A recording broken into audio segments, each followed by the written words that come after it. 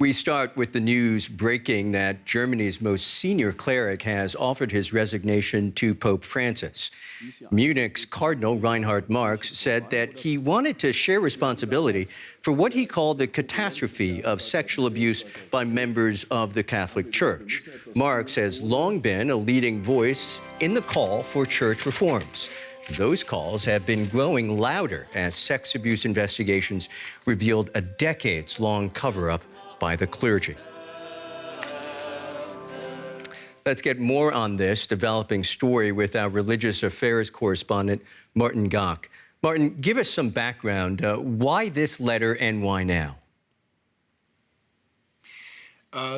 So the first thing that should be said is that this took most of us observers by surprise. I mean, quite clearly there has been a bit of tension building between the German Church and the Vatican.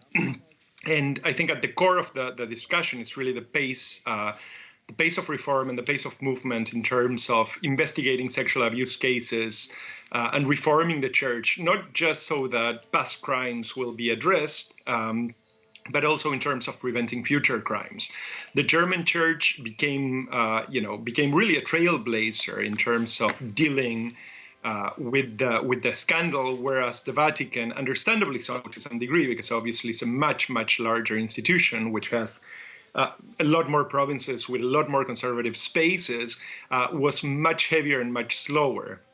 Marx's position essentially shows that the discontent, at least among some very prominent German church members, is strong enough to see something like, exiting the church from in an authoritative position.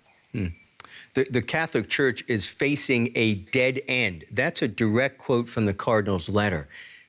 I think anyone hearing that would say it's a devastating verdict, right? It's a devastating verdict by a cardinal. It's a devastating verdict by one of the highest and probably the most prominent Catholic figure in terms of the public presentation of the Catholic Church in Germany. So, I mean, this is, if nothing else, this is really a complete disaster in terms of PR for the Church. I think that the point that is made in the letter, and it's made repeatedly, is that the German position concerning what has now been known as the synodal path, which is essentially the attempt by the German Church to look at necessary reforms that had been recommended not only by the Church itself, but by external consultants, NGOs, groups of past victims, etc., which was actually a way to try to reform the Church, and that the Vatican has tried to stop, has really come to a breaking point. As far as Marx is concerned, and this is what the letter clearly states, as you just quoted, is that the position that the Vatican has taken, and I think that to some degree this is a direct pointing at fingers at the very top of the Vatican hierarchy, so at the Pope, at Pope Francis himself, essentially will lead to a dead end. So there is no reform that obviously Marx sees as a possibility in the current policy of the Vatican.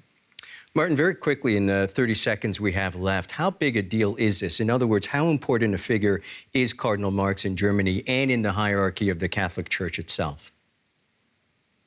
I think that, to Catholics in Germany, obviously, this will be shocking because they are paying attention to the Church and because this is a household name for those of us who had been looking at the Vatican. The broader world will probably not remember this resignation unless, of course, there is a big wake to it.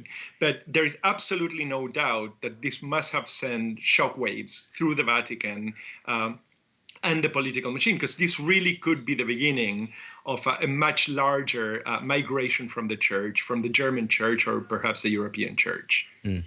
That's DW's religious affairs correspondent, Martin Gach. Much thanks, Martin. You're welcome.